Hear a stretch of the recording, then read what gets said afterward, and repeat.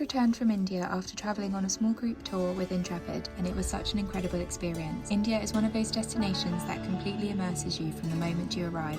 The colour, the energy, the history, it's intense in the best possible way, but also full of quieter moments that really stay with you. My favourite part of the trip was seeing the Taj Mahal.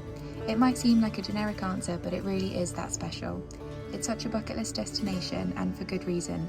It truly lives up to the hype and exceeded all my expectations. We had a local guide who painted a rich history of the time period and introduced us to the site before leaving us to explore and take it all in at our own pace. What I loved about travelling on a small group tour was how easy it made everything feel. India can seem overwhelming on paper, but having knowledgeable local guides and a well-paced itinerary meant I could properly take it all in without worrying about logistics or getting from place to place. I learned so much on this trip, not just about the landmarks, but about the culture, daily life, and the little details you would never notice travelling alone. It gave the whole journey so much more depth. I genuinely can't wait to share more about it with you.